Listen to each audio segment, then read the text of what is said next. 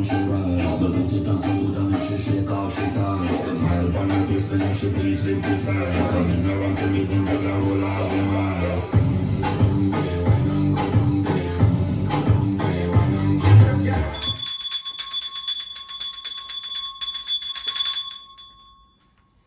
Welcome back, everybody, to the damn bar for another Big B beer review. All right, I'm very excited. Obviously, always, as you know, I got another beer to drink. Another beer that actually I smuggled off the ship.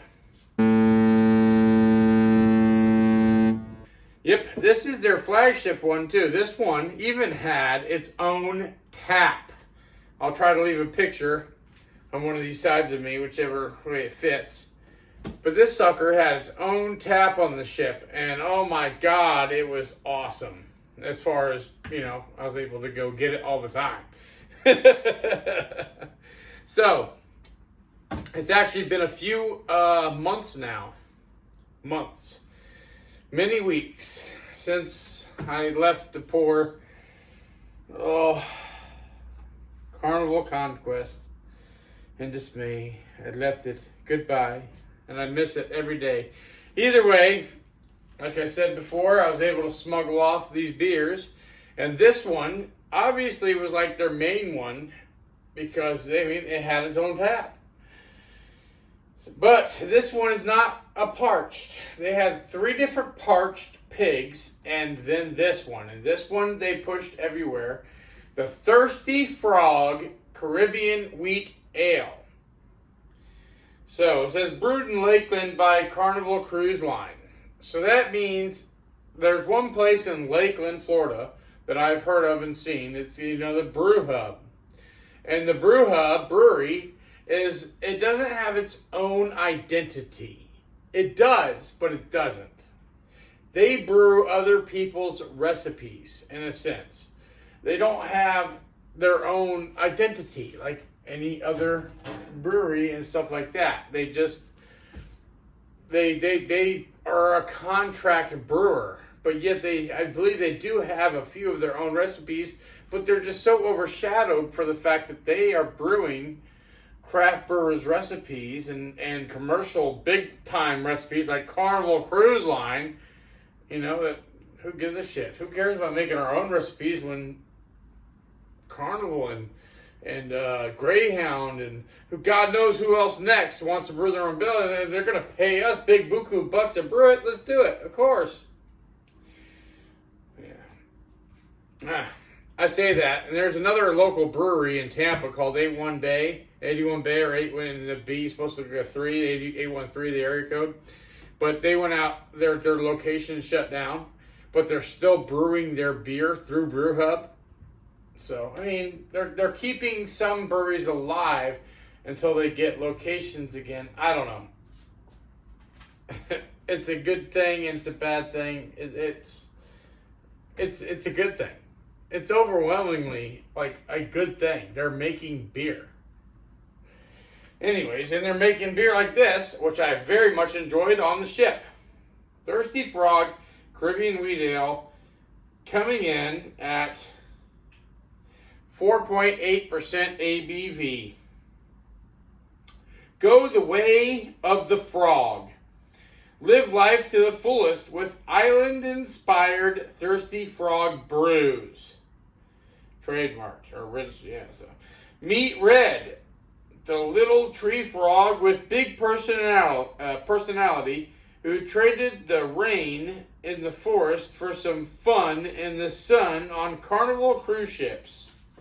Red's experienced some amazing places and beers to inspire his own unique creations. Enjoy a cold one and get into that vacation state of mind anytime.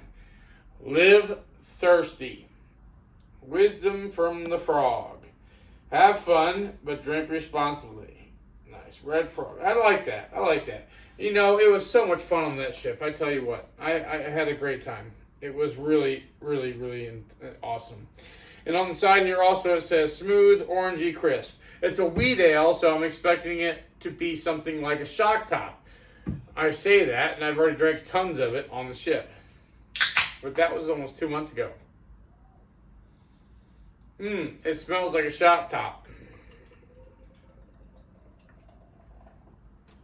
It has been 2 months, though, since I've drew. Oh, shit. Little nip to the head. Oh, yeah. Cheese swami, eh? I get a very watery, orangey taste. Yeah. Very watery, but it's orangey and watery all the same. You know, it's... But definitely, I like if you took orange juice and you added a lot of water to it, that's what the head tasted like right there. All the way. There's like no coriander or nothing like that, like most the wheat ales will try to do. It's pretty hazy looking too. Take a look. So obviously they have professional cans. You know, they don't like have, you know, the can goes all the way from the top to the bottom. So, you know, I thought that was a dog the first time I saw it. Their red frog kind of needs some work because at first I thought it was a dog, and then I saw a little. I don't. Maybe it's just me. But the drawing sucks. I don't know. Maybe it's probably just me. I've had too many shots. There's a story. Blah blah blah blah. There we go. Oh, God bless it. What was that? It's stuck to the bottom. Some natural light on there to see that it's a dry top. Pretty spongy head. Dry, spongy head with some lacing going on. Not bad. Alright. So, this looks very much like the Caribbean wheat. Wait, that's what we're drinking now. No, I'm joking. Obviously, this is looks just like the Caribbean lager. Or not, the parched pig lager, yeah. That's what I meant.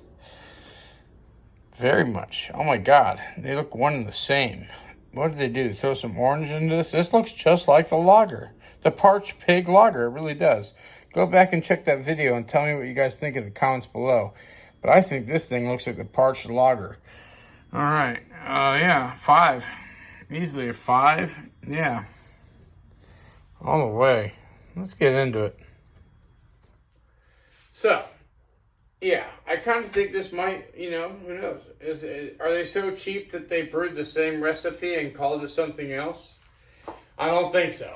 Because this looks just like the parched lager, the parched pig lager. And this is their flagship Red Frog, or Thirsty Frog, Caribbean wheat. Which is an ale. 2 totally different types of beer. But they just look so much alike. Yeah, shut up.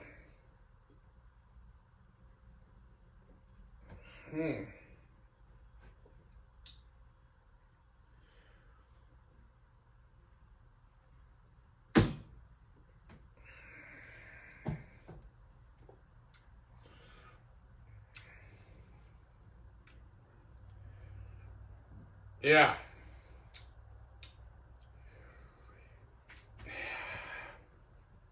I was so grateful that this had a tap, you know, that you can go to anytime you swipe your card and you get your fill, and it's a good big glass you get filled of.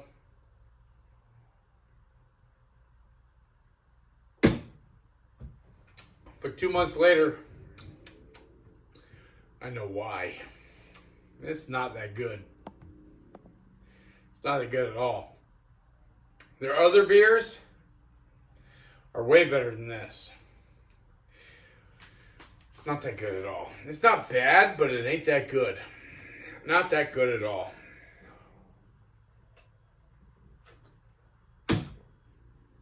You might be thinking, oh, it's a wheat beer, you know, you're supposed to drink it fresh. Well, I've had IPAs that sat for many months and still tasted good.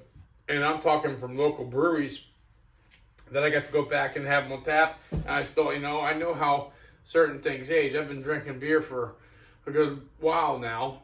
And I mean, not just drinking beer just to drink beer. I've been drinking beer to study beer as well for a good while now. It's why we're using local breweries and stuff and taking what they have canned and letting things age on purpose just to experiment and see how they age and stuff. And I'll tell you, IPAs don't age well. IPAs are the worst. Wheat beers, they don't age that well. But you know what? When it comes to macro brews, from my experience, like a craft brewery doing a wheat ale, and I think that's what's happening here. For a macro brew like Shock Top, AB InBev, the big evil galactic empire, AB InBev, and the Shock Top, that sucker will sit there and it'll last for months and still taste the same. They're putting some fucking radiation into that motherfucker. We got a nuclear power plant that's putting out fucking Shock Top or whatever. Who cares? I enjoy it. I drink it. It's good and it tastes good and it has good shelf life. God bless them chemicals. Whatever it is. These, I don't think this tastes like it did on the ship. Right now, out of this can, this is not very enjoyable. It's not bad. And actually, the more sitting on my palate, this is what it tasted like on the ship. Which wasn't very good. It wasn't the best. This is like, I would expect Shock Top to actually taste like. It's not far from Shock Top, but it's more watery. This is like Shock Top, but more watery. Very light in the body, very lightly carbonated. It's carbonated, but it's like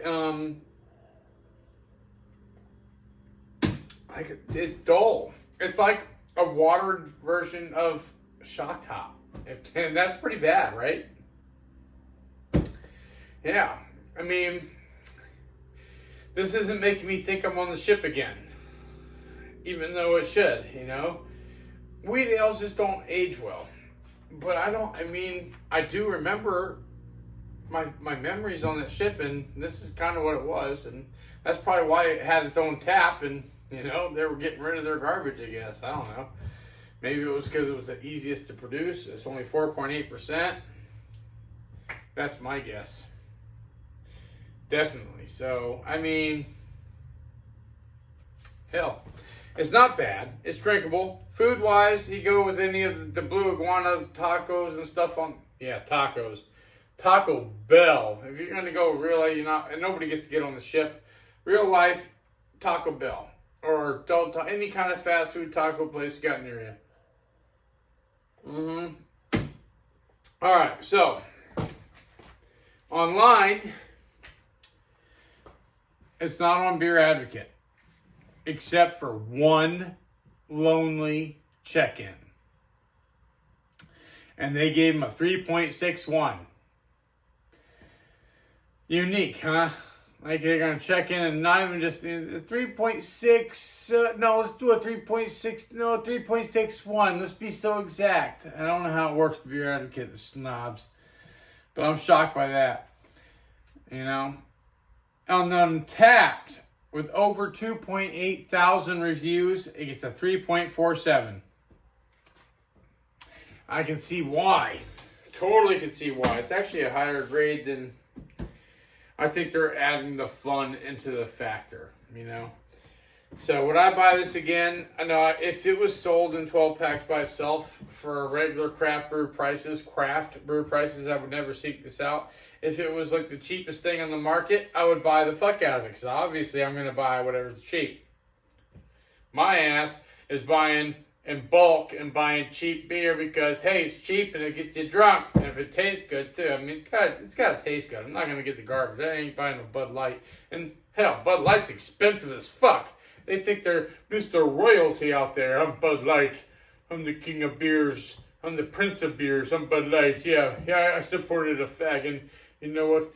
I deserve to have to charge this much money to where you break your bank if you want to drink me. No, fuck that. I'll drink the beers you don't even heard of that they're selling themselves a case for cheap. And it tastes good. Like Rio. Check out that review. The Rio review.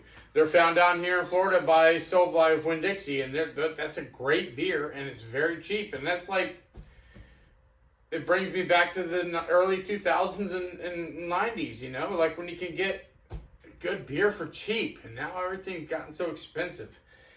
So, craveability on this thing, this gets a 4 out of 10. Memory bells, this gets a 1 out of 5. You know, I'm sorry. I know it, 2 out of 5. Let's give it 2 out of 5. Big B beer review grade. It's not that bad of beer. It's good wheat beer. You know, and it's better than, I gotta go by my memory too. I'm gonna give this thing, actually, shocking you, boom, B minus. I bet y'all shocked by that. But you know what? It has it coming. It was a good grade for that beer. If y'all have been on Carnival cruise ships and y'all have had this brew, let me know in the comments below what you think. I'd love to hear about it. I mean, why not? I'd love to hear any comments. I love comments. Why not? Otherwise, I'm just going to keep doing what I'm doing. I'm just going to sit here and I'm going to drink my beer on this camera for fun, because it is fun. And that's what it's about for me. I'm having fun. I'm drinking beer and I'm having fun. It's a win-win situation.